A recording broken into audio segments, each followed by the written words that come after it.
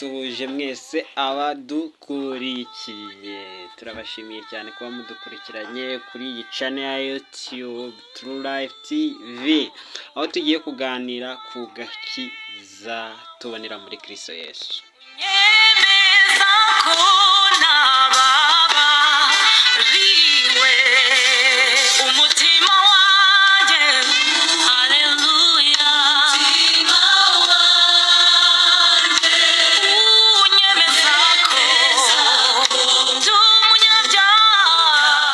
Nk'uko uyu muririmbyi ari kugenda biririmba, ari kuvuga ngo umutima w'umuntu uba umwemeza ko ari umunyabyaha. Iyi ikaba ari minisitiri yitwa Gisubizo minisitiri yaririmbye iyi ndirimbo, aho bari kuvuga bati umutima w'umuntu uba umwemeza ko ari umunyabyaha, ariko umwuka w'Imana akaba yemeza ko twamaze kubabarirwa. Ariko nanone ibyo bikunda kuba ku bantu bakiri batoya, abana bo muri Kristo Yesu, naho abari muri Kristo Yesu bakuze aribo bitwa sons of God ntabwo baba bagitekereza batyo.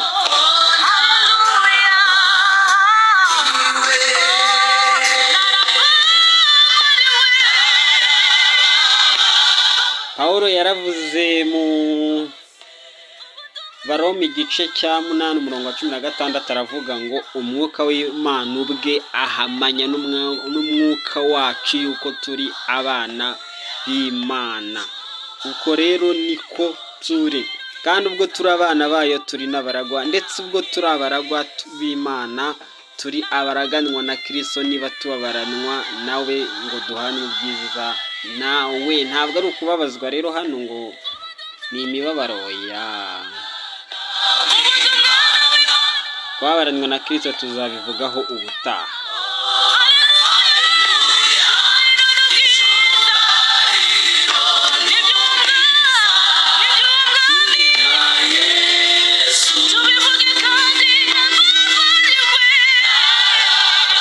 Bari kuririmba bati rero narababariwe. Agakiza uyu munsi tugiye kukareba mu buryo bugiye butandukanye, aho muri Kristo Yesu twamaze guhabwa agakiza k'iteka.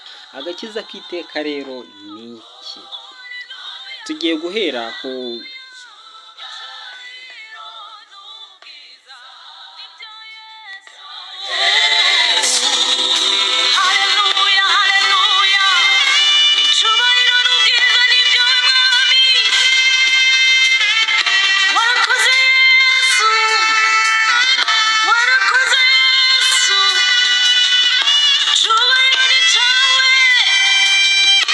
reka dusome Abaheburayo igice cya 10 umurongo wa 10. Haravuga ngo iki?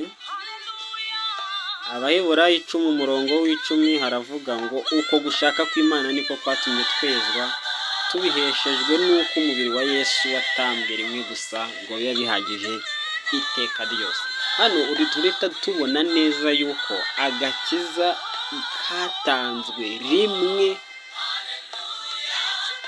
bikaba birahagije iteka ryose. Icyo bivuze rero ni uko umuntu yababariwe rimwe. Kera habagaho gutamba, uko gutamba kugatera kubabarirwa ibyaha, none ngo bikabe by'umwaka. Ubwo hano twabibona hejuru mu gice cya 2 havuga ngo iya amategeko ni igicucu, ngo ni igice cya 10 umurongo wa 1 n'uwa 2 niho batubwira yuko ngo ahubwo bahora bibutswa ibyaha byabo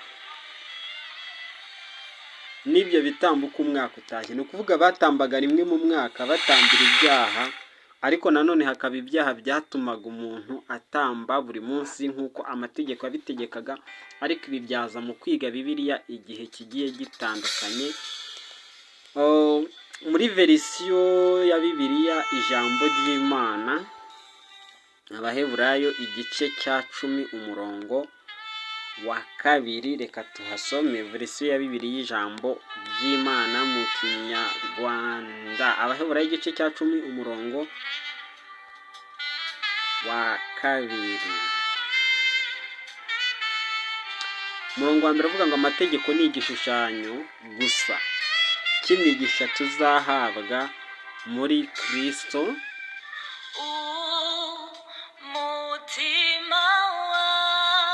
ntabwo ariyo migisha nyirizina. Nta na rimwe rero yabasha guhindura indakemwa abaza kuramya Imana. Nta n'ubwo bya bitambo bihora ari bimwe byabikora, nubwo babitamba hato na hato buri mwaka. Iyo biza kugenda bityo, mbese ntibaba bararekeye aho kubitamba, baba barejejwe rimwe rizima, bakaba batagifite imitima ibashinja.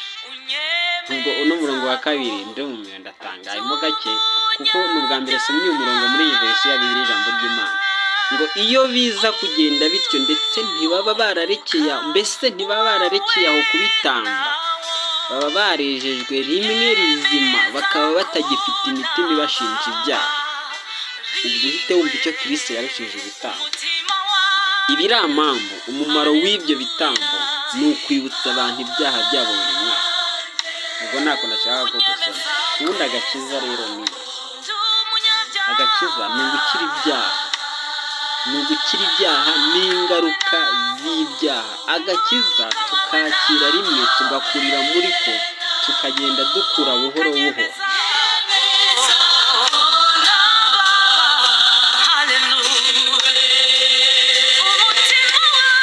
Dukurikije icyo mu Baheburayo haratubwira ngo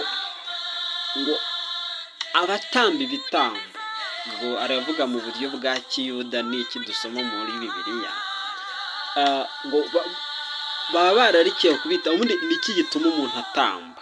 Nuko yagize umutima umushinja icyaha. Ubwo ndi kuvuga ku bitambo by'Abayuda. Noneho Abakristo bakoze agashya, baragenda badobota imico y'ibitambo, bayihindura gusaba imbabazi. Mbese gusaba imbabazi Bibiliya irabivuga? Reka da, dusaba imbabazi bene data, ntabwo dusaba imbabazi Imana. Ubwo tugenda tubona abantu benshi bagiye bakora ibyaha mu isezerano rya kera, ariko ntitugenda tubona aho bagiye basaba Imana imbabazi. Bivuze ngo gusaba Imana imbabazi, abantu baragenda bakabyitirira umurongo uri muri Yakobo havuga ngo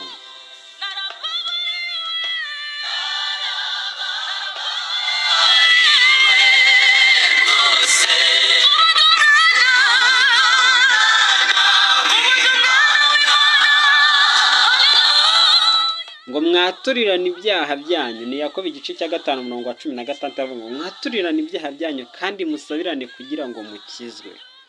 Gusenga k'umukiranutsi kugira umumaro mwinshi iyo asenganye umwete.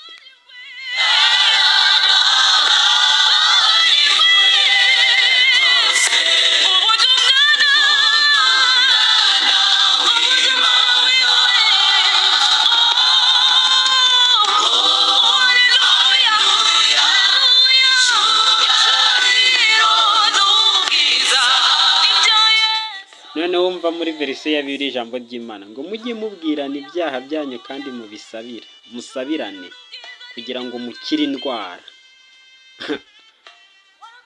Nkomeje kugenda numirwa kuko muri Bibiliya, muri King James, aho havuyemo Bibiliya yera y'Ikinyarwanda dufite, muri King James version, reka turebe King James version ariyo Bibiliya yavuyemo, Bibiliya y'Ikinyarwanda dufite Bibiliya yera. Reka turebe ukuntu bakoze.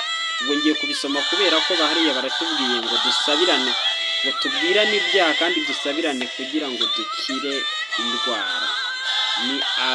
Ni muri Yakobo igice cya 5 umurongo wa 16 umva ukuntu bavuga. James chapter 5 verse 16, confess your fault one to another and pray one for another. Nibyo, one for another, that ye may be healed. Urabona bakoresheje gukira, apana gukizwa as saved, apana gukizwa ibyaha. Basabirane kugira ngo bakire ibikomere. Ubwo bireba ijambo bakire ibikomere, bakire indwara. ngo the effectual fervent prayer of a righteous man availeth much. Ni ukuvuga ngo gusenga k'umukiranutsi kugira umumaro mwinshi nyine.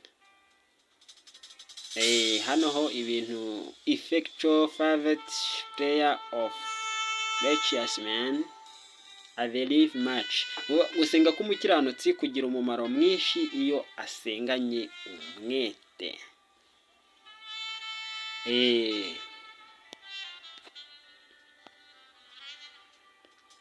Ubwo rero gukira hariya niho abantu bakuye ikintu cyo kugenda bazana ngo dusabane imbabazi, ngo dusabe Imana imbabazi, ngo nako ngo tubwirane ibyaha, dusabe Imana imbabazi.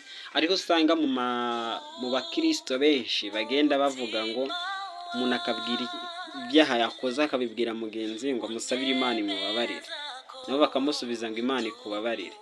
Ariko ibyo ntabwo ari agakiza. Agakiza katanzwe rimwe muri Kristo, aho umuntu yazanwe kugira ngo akire ibyaha.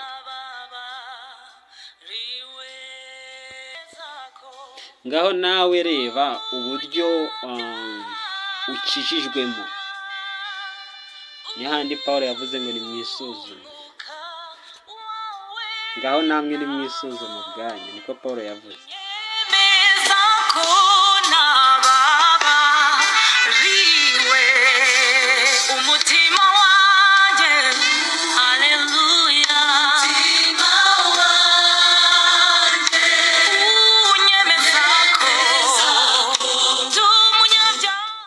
Abakorino ba kabiri ibice 13:5 ngo ngaho nimwisuzume ubwanyu mumenye yuko mukiri mu byo twizera kandi mwigerageze. Mbese ntimwimenya kandi ntimuzi yuko Yesu Kristo ari muri mwe, keretse ahari mubaye abagabo.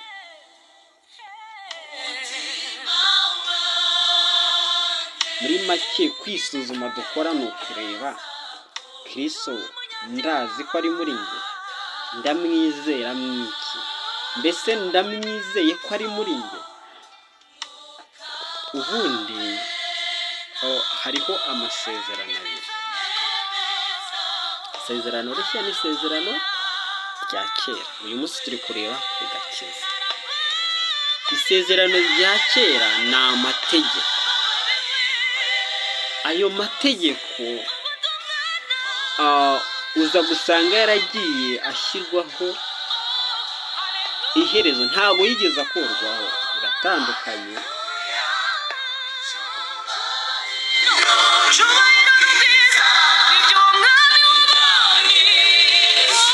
Reka dusome mu Baheburayo igice cya 4:3.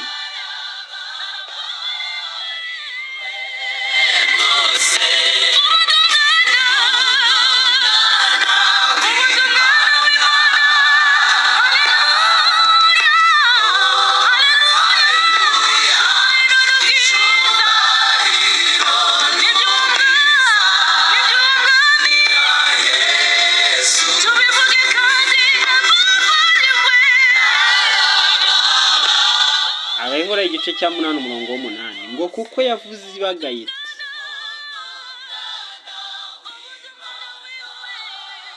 dore iminsi igiye kuza ni ko Uwiteka avuga,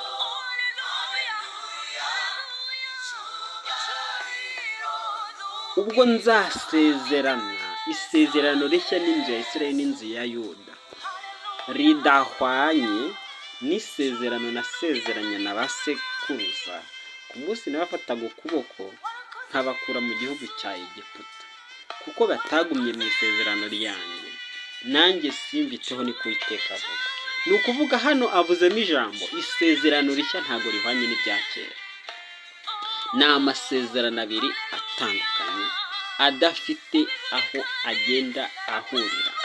Ni amasezerano abiri ahabanye cyane cyane cyane. Isezerano rishya ni isezerano ry'ubugingo bushya bwo muri Kristo, ni isezerano ry'ubuzima. Naho isezerano rya kera ni isezerano ryari rifite uburyo, subwo ndavuga ubundi isezerano rishya ni umurage, ni umurage. Tubibona hehe?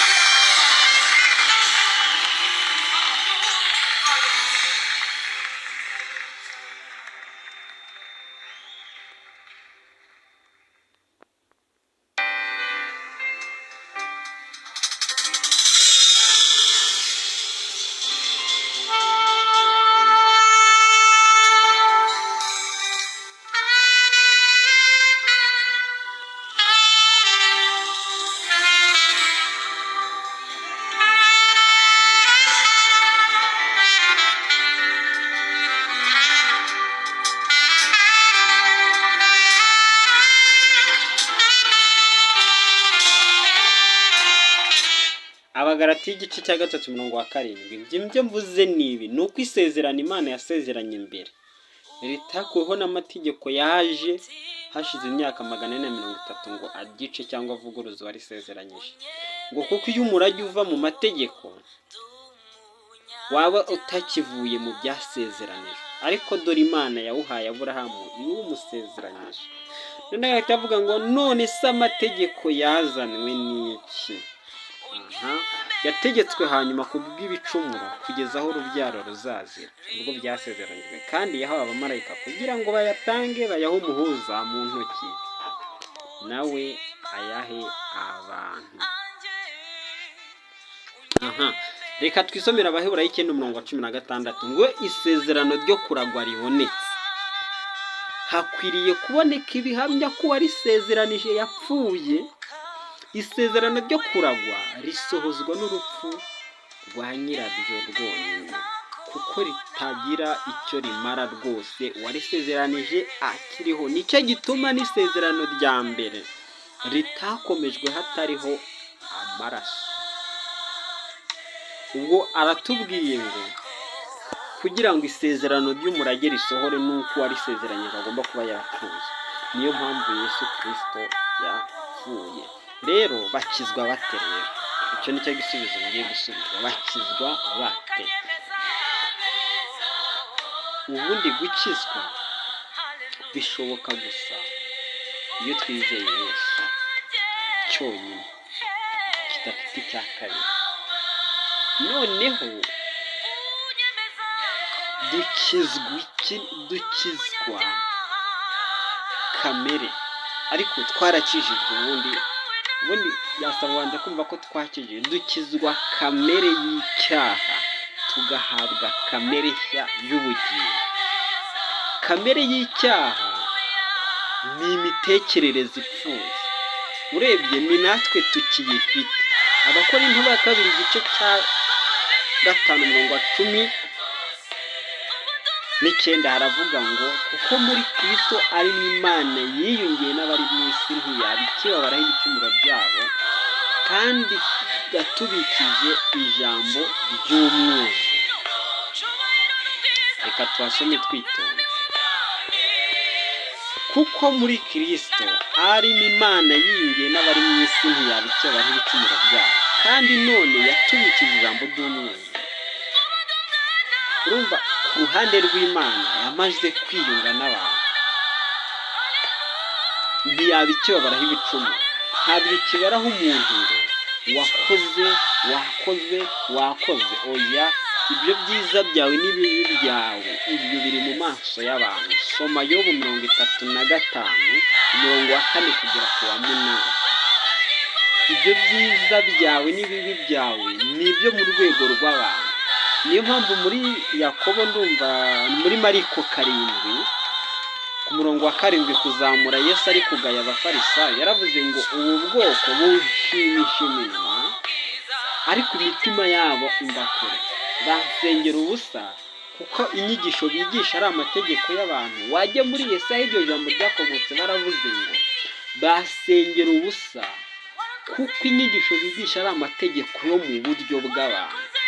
Ni ukuvuga icyiza n'ikibi ni amategeko yo mu buryo bw'abantu. Kwica ni uburyo bw'abantu, kuko Imana yo ibyo bintu ntabwo byayimuvinga, ntabwo ari ibintu byatuma ivuga ngo ndarakaye, kuko kwica ni mu buryo bw'abantu, kuko Imana ifite igisubizo. Mbese ukeka ko Imana yabishatse uwo muntu yapfa? Ibonye gupfa ari ikibazo gikomeye, hari umuntu wakwica undi ngo bikunde? No, Imana ifite imbaraga zo kuzura, wamwica ikamuzura ikamugarura, kimwe nuko no kumwica utabishobora. Ubwo rero icyo ndi kuvuga ni gusambana. Abantu basambanye ni ibintu by'abantu, ni abantu nyine, ni amategeko mu buryo bw'abantu. Ibyo ni iby'abantu, ubusambanyi ni iby'abantu, Imana ntayihuriye nabyo. Mu by'ukuri ni iki wakora ukababaza Imana? Ntabwo kibaho. Ni iki wakora ukayinezeza? Ntabwo kibaho. Imana ntihinduka. Bivuze ngo ntihinduka, uko yari ejo niko iri n'izahora. Yesu Kristo yari ari ejo niko azahora. Ubwo urumva nta muvuma n'imwe Imana, ntabwo Imana igira na kimwe ihindurwa n'ibihe. Ntabwo ihindurwa n'ibihe ngo uyu munsi ntabwo ukunze ejo nakwanze. Urukundo rw'Imana ruratangaje, tuzaruvugaho. Ntabwo ruhindurwa nuko ngo wakoze ibi na biriya. Yadukunze rimwe, ihitamo gukomeza kudukunda, ihitamo gukomeza kudukunda by'iteka. Ni amahitamo yayo kudukunda. Ntabwo yadukunze kuko twakoze ibyiza, ntabwo yadukunze kuko twihanye. Abaroma igice cya 5 n'umurongo wa kangahe? Reka ngurebe.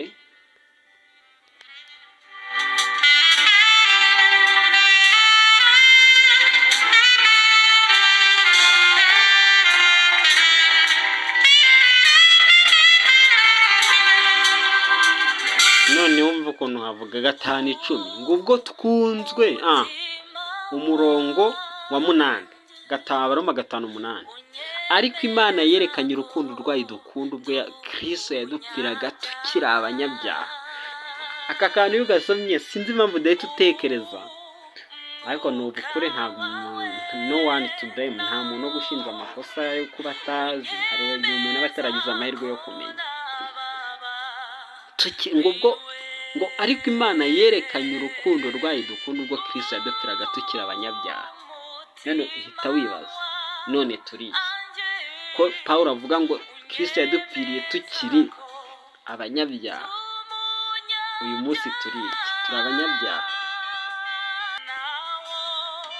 Mva ukuntu ahita avuga haswe none ubwo tumaze gutsindishirizwa n'amaraso ye, ntituzarushaho gukizwa umujinya w'Imana nawe? Mva none ngo none ni ukuvuga ngo kera twari abanyabyaha. Ubwo icyo gihe avuga tukiri abanyabyaha ni imbere y'uko apfa ku musaraba nyine. None ngo none twamaze kungwa, nawe nubwo utarabimenya wamaze gutsindishirizwa n'amaraso ye. Nubwo utarabimenya wamaze gutsindishirizwa n'amaraso ye, usabwa kubimenya. ngo none ubwo twunzwe n'Imana kubw'urupfu. Ubwo urumva igihe wungiwe n'Imana wowe utarizera, nawe utarabimenya. Ubwo twunzwe n'Imana kubw'urupfu rw'umwana wayo. Yesu apfa yari atwunze n'Imana, ngo wadupfiriye tukiri abanzi bayo. Urumva igihe Yesu yapfaga icyo gihe twari abanzi bayo. Ntabwo none nta muntu n'umwe w'umwanzi w'Imana. None ubwo tumaze kungwa nayo, ntituzarushaho gukizwa umujinya w'Imana kubw'ubugingo bwe. Ni ugukizwa kubw'ubugingo bwe. Umujinya w'Imana nta kariho kari hejuru. Hano yavuze ngo ubwo twunzwe n'Imana kubw'urupfu rw'umwana wayo wadupfiriye tukiri abanzi bayo. Bivuze ngo Yesu igihe mbere y'uko adupfira nibwo twari abanzi. Uyu munsi nta muntu n'umwe w'umwanzi w'Imana. Ngo none ubwo tumaze kungwa, byamaze kuba, nayo ntituzarushaho gukizwa ku bw'ubugingo bwe? Ngo ariko si ibyo byonyine, ntabwo ari ibyo byonyine, ntabwo Yesu yadupfiriye ngo twunge n'Imana byonyine, ntabwo gupfa kwa Yesu ari icyo cyonyine biduhesha, ntabwo Yesu kuza mu isi ko ari cyo cyonyine biduhesha, ngo ahubwo twishimira Imana ku bw'Umwami wacu Yesu Kristo, na n'ubu ukiduhesha kuzura rero na bugingo n'ubu. Mana yawe, ni ukuvuga uyu ntabwo yari twunzwe n'Imana ngo aterere, ahubwo n'uyu munsi turacyunzwe nayo. Ngo kuko bimeze bityo rero, nk'uko ibyaha byazaniwe mu isi n'umuntu umwe, ni ukuvuga rero ngo kuko bimeze bityo, kuko bimeze bityo, uko tumaze gusoma hejuru, usubire inyuma, usubize inyuma wumve neza ibyo tumaze gusoma ibyo ari byo. Ngo nk'uko ibyaha byazaniwe mu isi rero, ibyaha byazaniwe mu isi n'umuntu umwe udafite uwa kabiri. Wowe waje uvuka wisanga mu cyaha, uvuka wisanga mu cyaha. Niyo mpamvu Dawidi yavuze ngo mu byaha nimwo mama yambyariye. Kuko bimeze bityo, nk'uko ibyaha byazaniwe mu isi n'umuntu umwe, urupfu rukazanwa n'ibyaha. Hari ibintu byahaje, ibyaha byazaniwe mu isi n'umuntu umwe, urupfu narwo ruzanwa n'ibyaha. Niko urupfu rugera ku bantu bose, kuko bose bakoze ibyaha. Ubwo uhita wumva impamvu abantu bapfa, ni uko bakoze ibyaha. Ikibazo, uruhinja mu nda ko rupfa ari urwo basamye bakarukuramo, cyangwa inda yavuyemo kubera izihe mpamvu? Uruhinja rwavutse rugapfa, mbese ntabwo wumva ko narwo rwakoze ibyaha? Iki kintu ntabwo ukiyumvisha, narwo rwakoze ibyaha, kuko icyaha cyakozwe n'umwe kibarwa kuri wose. Rero uwo wese uje mu isi azazanwe mu byaha, avukira mu byaha, ari mu byaha. Ubwo urahita ubyumva rero impamvu bose bakoze ibyaha. Ntabwo ari uko buri wese avuka agakura agakora ibyaha, oya, bose bakoreye ibyaha mu muntu umwe, ariwe Adamu. Ngo amategeko ataratangwa, icyaha cyahoze mu isi ariko ntawe kibarwaho amategeko adahari. Ni ukuvuga amategeko ntabwo ariyo yazanye ibyaha, amategeko yasanze ibyaha biriho, ariko ngo ntabwo wari gufata ngo urondore ngo icyaha iki n'iki n'iki n'iki, ngo icyakora uhereye kuri Adamu kugeza kuri Mose. Ibi reka nze mbireke gato tubitaruke, ubishaka aze gusoma, nagira icyo yumvamo arabagize amahirwe. Reka twisomere umurongo wa 17, turacyari mu Roma 5. Kuko ubw'igicumuro cy'umuntu umwe cyateye ko urupfu rwimikwa n'umwe, ni nako abahawe ubuntu busesekaye n'impano yo gukiranuka bazarushaho kwimikanwa ubugingo n'umwe, ari we Kristo. Umurongo wa 18. Nuko rero tega amatwi nurangiza usome Bibiliya yawe nawe ufite. Nuko rero ubw'igicumuro cy'umwe cyateye ko abantu bose bacirwa iteka, ni nako icyo gukiranuka cyakozwe n'umwe cyahesheje abantu bose gutsindishirizwa bagahabwa ubugingo. Uyu murongo urawumva?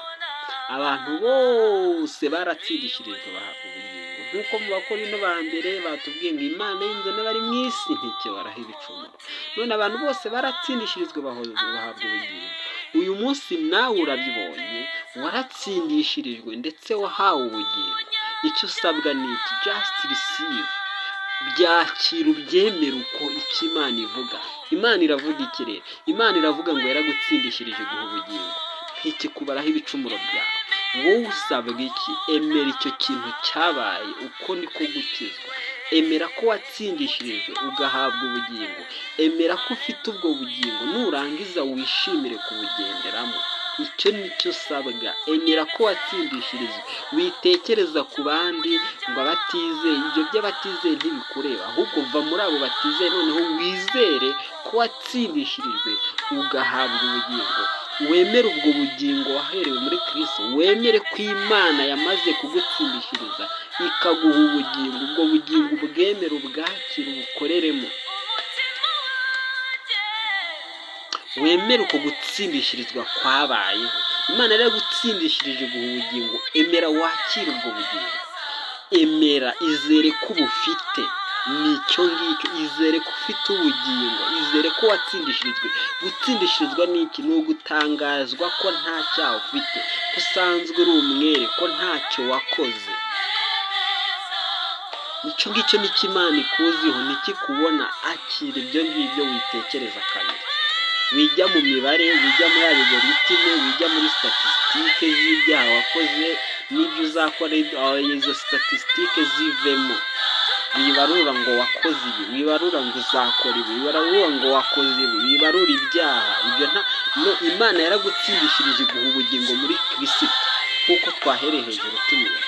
Yesu yarapfuye, none ni gute uzongera gupfa uzize ibyo byaha? Yesu yaciriweho iteka ry'ibyaha byawe, wowe uzabizira ute ko ibyo byaha Imana itabizi? Ibyo ngibyo nibyo wibonaho, ni imitekerereze yaguye. Ubaye, iyo wibaraho ibyaha uba ubaye nka Adamu, aho yabonye ko yambaye ubusa nyuma yo kurya ku giti. Iryo jwi rikubwira ngo ufite ibyaha ni ijwi ry'inzoka, rikwereka ko nta shusho y'Imana ufite. Ishusho y'Imana urayifite, gukiranuka kw'Imana uragufite, kuko ni Yesu. Yesu ni gukiranuka kw'Imana. Abakorinto ba mbere igice cya mbere umurongo cya 3 umurongo wa 31, 29-30, ntabwo nareka kuhasoma.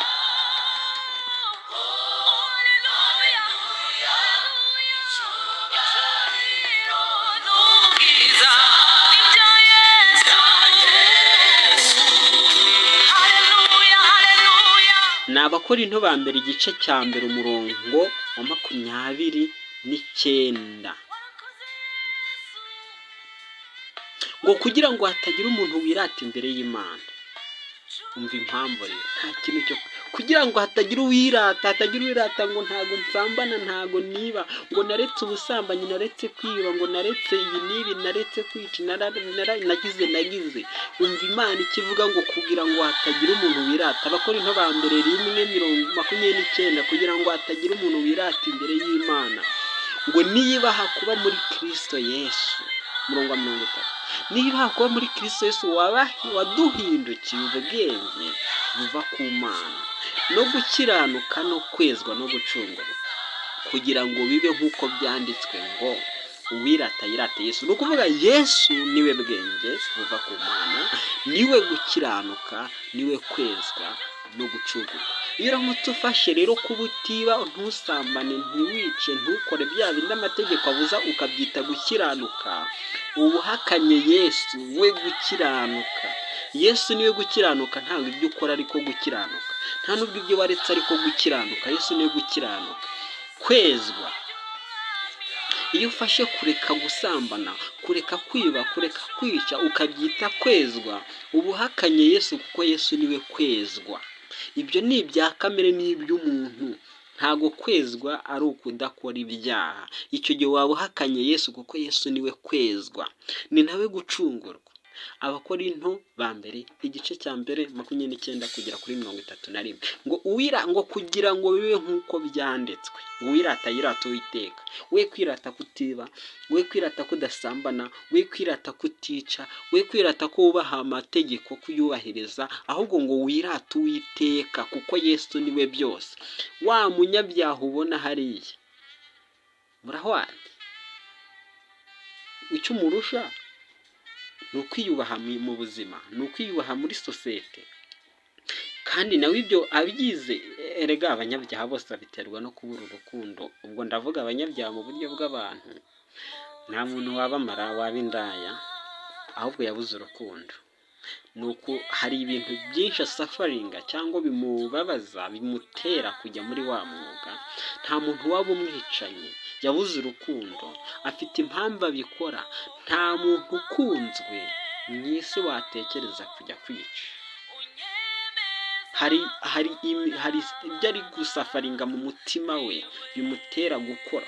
Atwaye urupfu muri we, ntabwo atwaye urukundo rumutera gukora bya bintu. Naho ibindi by'intege nke za kamere, ibyo nta nubwo Imana ibizi.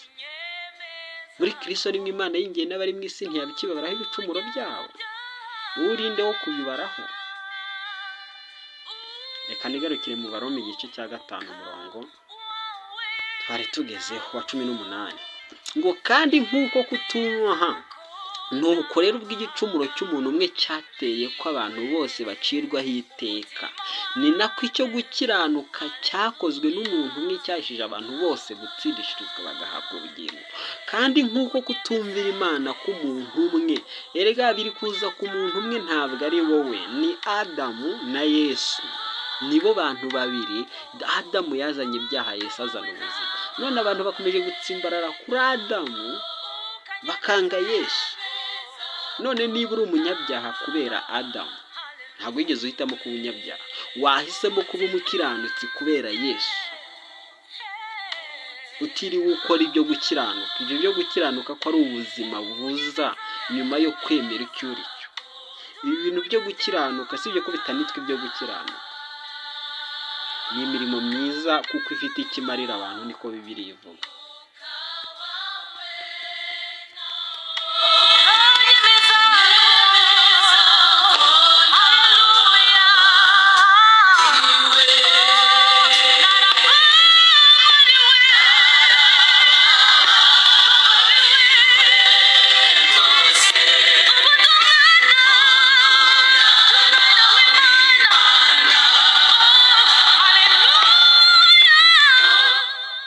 Aha umva Pawulo muri Tito 3:8, iryo jambo ni ryo kwizerwa, kandi ndashaka ko uhamya ibyo ubikomeyeho.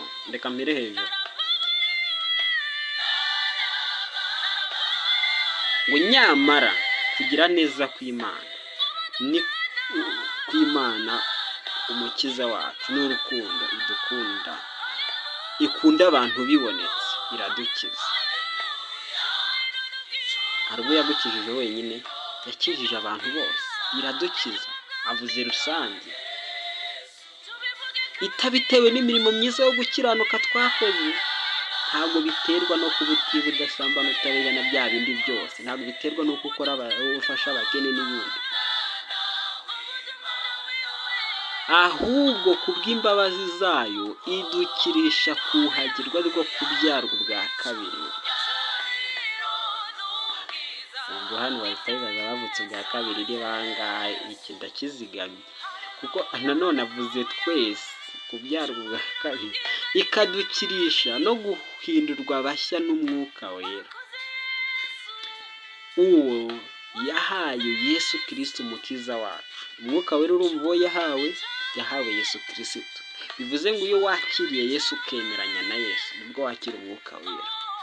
Kuducushumuriraho cyane, Yesu niwe uduha uwo mwuka. None ngo ni no kuwusuka, kuwucushumura, ngo kugira ngo dutsindishirizwe n'ubuntu bwayo, duhere ko tuba baragwa dufite ibyiringiro byo kuzahabwa ubugingo buhoraho.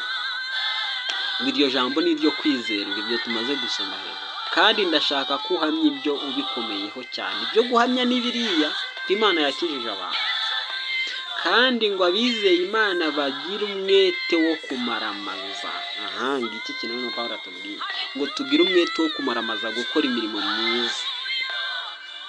Ibyo nibyo byiza kuko bigira icyo bimarira abantu. Imirimo myiza ifite icyo imariye abantu, ariko ntabwo ari Imana, ntabwo ari ukugira ngo ubone ubugingo, ntabwo ari iki. Oya, imirimo myiza ifite icyo imariye abantu. Tugarutse mu Baroma igice cya 5 umurongo wa 18. Nuko rero ubw'igicumuro cy'umuntu umwe cyateye ko abantu bose bacirwaho iteka. Ni ukuvuga kubera Adamu abantu bose baciweho iteka, batsinzwe n'urubanza, byararangiye. Ngo ni nako icyo gukiranuka cyakozwe n'umuntu umwe cyahesheje abantu bose gutsindishirwa bagahabwa ubugingo. Adamu yakoze iki? Yakoze icyaha. Mwese abantu bose bahinduka abanyabyaha. Yesu akora icyo gukiranuka, abantu bose bahinduka abakiranutsi. Mana yanjye, ushobora gutera amabuye, ariko biragusaba mbere y'uko untera amabuye ubanze wandikisha indi Bibiliya itari indi gusoma, Bibiliya yera, ubanze usibe ibi byanditswe. Ngo kandi nk'uko kutumvira Imana k'umuntu umwe kwateye kw'abenshi. Abo benshi ni bangahe? Mbese Adamu akoze icyaha, abo benshi babaye abanyabyaha ni bangahe? Ni abamukomokaho bose. ko abenshi baba abanyabyaha, ni nako kuyumvira ko umuntu umwe kuzatera ko abenshi baba bakiranutse. Iri jambo ndajya kurishaka muri King James ndetse no muri Bibiliya y'ijambo ry'Imana.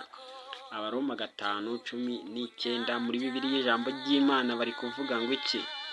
Abanyaroma 5:19 haravuga ngo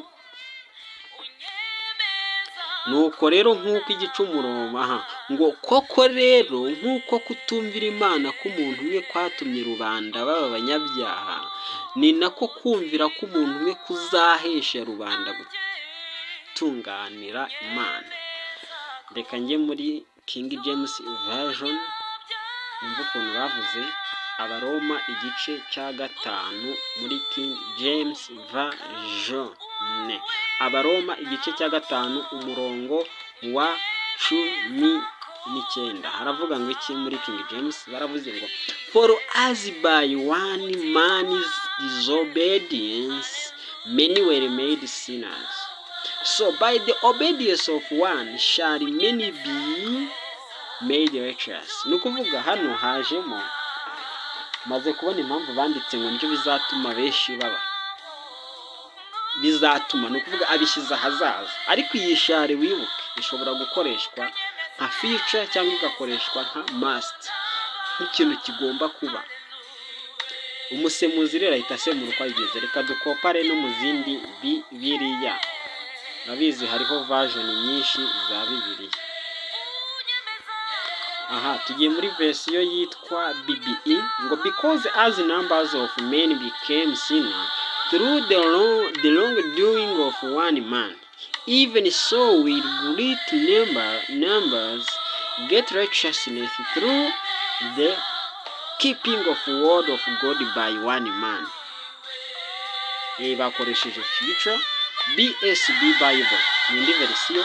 For just as through the disobedience of the one man the many were made sinners, so also through the obedience of the one man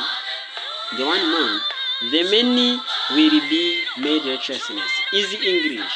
One man did not obey God, and as a result many people became sinful. But because one man obeyed God, many people will become right with God. So muri King James twahasomye, reka turebe muri Web. For as through the one man's disobedience many were made sinners, even so through the obedience of the one many will be made righteous. Birifite kuko umuntu yemera gukiranuka cyangwa akaguhakana. Ubwo reka dukomeze dusome umurongo wa 20. Ariko ahise avuga ariko amategeko yaziye hanyuma kugira ngo ibyaha bigwire, nyamara aho ibyaha byagwiriye ni naho ubuntu bwarushijeho gusaza. Nawe mwumvire, ibyaha bigwira ubuntu bugwira kurusha ibyaha. Urumva ni ikintu kidasanzwe Imana yakoze. Ibyaha byaragwiriye, ubuntu cyangwa ineza y'Imana igwira kuruta ibyaha. Ni ukuvuga nta na rimwe icyaha cy'umuntu kizigera gisumba ubugome bw'umuntu, ntabwo buzigera busumba ineza y'Imana ku buryo Imana yarakara ngo ikubite umuntu ngo yice. Wahita umbaza ngo mu isezerano rya kera byakozwe n'abandi? Abamarayika. Reka tureke tuzabivuga hano. Ngo kugira ngo nk'uko ibyaha byimitswe n'urupfu, umva impamvu rero ineza y'Imana irushaho gusaga cyangwa igwira kuruta ibyaha, ngo ni ukugira ngo nk'uko ibyaha byimitswe n'urupfu ari nako n'ubuntu bwimikwa cyangwa ineza y'Imana yimikwa no gukiranuka pana k'umuntu, ahubwo gukiranuka kwa Yesu buduhesha ubugingo buhoraho ku bwa Yesu Kristo umwami wacu. aha twari turi ku gakiza rero. Umuntu akizwa bate? Bakizwa bate? Ni ukwemera icyo Imana yakoze, ukemera ko uri umukiranutsi bidaturutse ku mirimo yawe, ukemera ko uri umukiranutsi kubera Yesu, ukemera ko uri umukiranutsi kuko Yesu yakiranutse mu mwanya wawe. Reka ngaruke gato soreze mu Bakorinto ba kabiri ibice 5 umurongo wa 19 kugeza kwa 21. Kuko muri Kristo arimwe Imana yiyungiye n'abari mu isi, ntiyaba ikibabaraho ibicumuro byabo, kandi noneho yatubikije ijambo ry'umwuzuro. Nicyo gituma tuba intumwa mu cyimbo cya Kristo, ndetse bisa naho Imana ibingingira muri twe. Nuko rero turabahendahenda mu cyimbo cya Kristo kugira ngo mwiyunge n'Imana. Kuko utigeze kumenya icyaha, Imana yamuhinduye kuba icyaha ku bwacu, kugira ngo muri we duhinduke gukiranuka kw'Imana. Umva noneho ijambo hano, utigeze kumenya icyaha, Imana yamuhinduye kuba icyaha kugira ngo muri we duhinduke gukiranuka.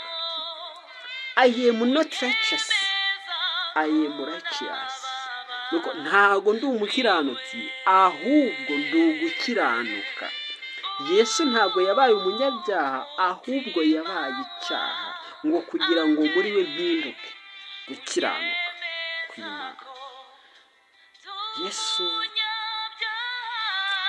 niwe mufasha utabura mu byago no mu makuba. Ndabashimiye mwese abo twabanye, ndabashimiye cyane. Icyo mbasabira ni uko twese twamenya uko kuri, tukamenya iby'Imana yaduhereye muri Kristo, yuko nta kurimbuka kw'abizeye. Abaroma 8:1 ngo hari muri Kristo Yesu nta teka bazacirwa. Icara utuze umutima, niba uri wizera Yesu nta teka uzacirwa. Waricirwaho ute? Yesu yarapfiriye ibyaha byawe. Wazira ibyaha gute kandi hari uwabizize? Ntabwo bishoboka. Ibyo babyita kutizera.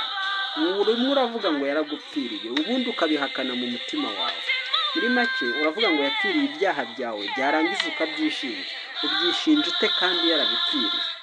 Ni nko kuvuga hari uwishyuye umwenda arenzaho, noneho nta nubwo ari umwenda, ahubwo ni nko kuvuga reka nze mbizane ku rwego rutoya. Ufite umwana ukunaniye, uzi ko akunda kwiba, kandi uturanye n'iduka rimwe ashobora kujya kwibamo. Uragiye wishyuye, ushyizemo amafaranga adashobora kugira. Then wa mwana najya kwiba ntabwo arahanirwa igihano cy'umujura, kuko hari wamaze kwishyura.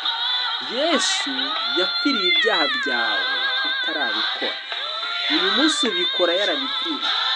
Ntabwo ukeneye gusaba imbabazi, ahubwo ukeneye kwemera imbabazi wahawe. Ntabwo ukeneye gusaba imbabazi, nase urazisaba ngo Yesu ajye gupfira icyaha ukoze. Yamaze kugipfira, urazisaba ndetse ngo wamubabaje? Ntabwo wamubabaje, kuko impamvu yapfuye hari ukugira ngo utazakira ingaruka cyangwa ingaruka zituruka ku byaha. Apfuye rero ahita guhindukira umukiranutsi direct. Iyo akurebye abona uri umukiranutsi, ntabwo akurebera mu byaha, kuko ibyo byaha yarabipfiriye. Nta nubwo ibyo byaha bikiriho kwanza. Reka ngeza ushobora guhita umbaza ngo none ko tukibikora, urabibona nk'umuntu Imana yigeze kubwira ko ibyo byaha ibizi? Ngo none se mu barokore birirwa batwatuza ibyaha, uriya mwuka ni wa Satani ukubwira ngo yiririre. Reka tuhite dufata indirimbo y'120. Satani yanyibukije gukiranirwa kwanjye. None mbwira uburyo umwuka wera none hari buza kukwibutsa gukiranirwa, ngo arimo arakurondora. Mana yanjye, Satani niwe ukurondora ibyaha. Ijwi rikubwira ngo wakoze icyaha ni ibya Satani. Indirimbo y'120 ndumva ari mu gushimisha mu gitabo cy'abarokore, bavuga ngo Satani yanyibukije gukiranirwa kwanjye, njya ntumbira mu ijuru. None Yesu yakwirutsa gukiranirwa kwawe, ubwo watumbira he? Kandi ari buri kugushinja. Watabarwa nande? Mana duhanishe. Nako twaranawuhawe muri Kristo Yesu, ahubwo duhishurirwe iyo migisha twahawe. nawe ubwawe uri umugisha nubimenya. Ndabashimiye cyane abo twabanye, buri wese wumvise iyi audio kugirirwa neza n'imbabazi bibabeho, munezererwe mu mwami, ibyari bibarakaje, ibyari bibabaje, ibyari bibateye agahinda birangire mu izina rya Yesu. Mutangire kunezerwa, ubone ikimenyetso cy'ibyiza mu buzima bwawe, utangire kwakira ibyo Imana yaguhereye muri Kristo.